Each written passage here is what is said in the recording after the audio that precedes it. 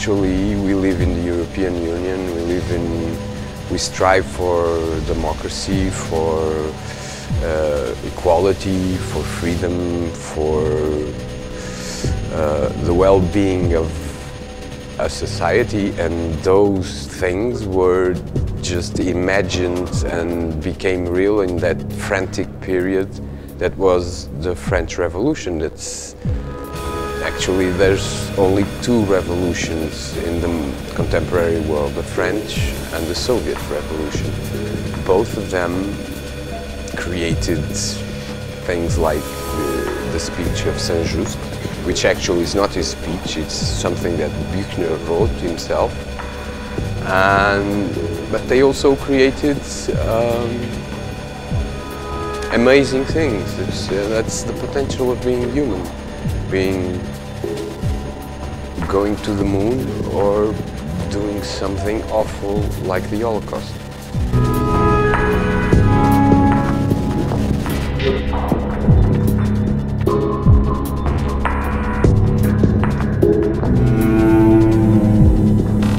We now live in an amazing society that changed so much, where words like digital intimacy or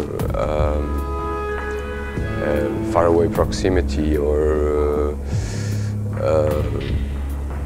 the society has changed so much, and that we tend to think that it's different, but actually it's not. Every change has to have something that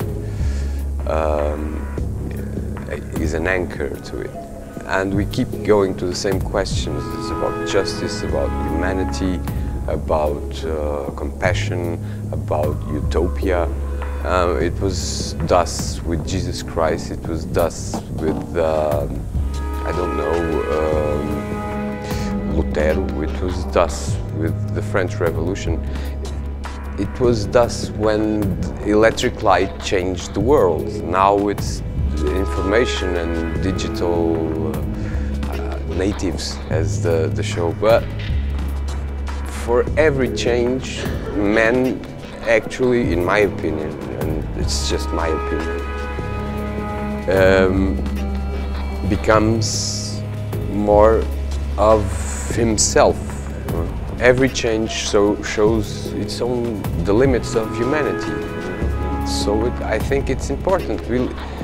We have this speech now in Europe that says that it speaks against immigration, it speaks against the other, the foreigner, the gay people or the stranger, and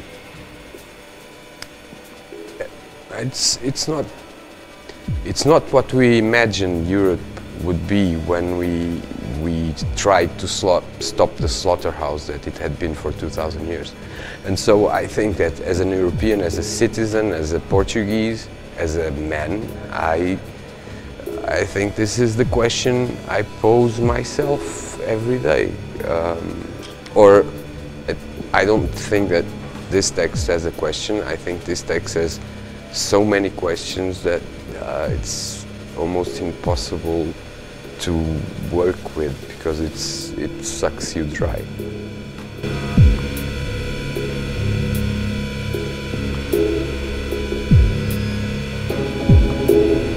For me, I just remember Shakespeare and Hamlet, to sleep.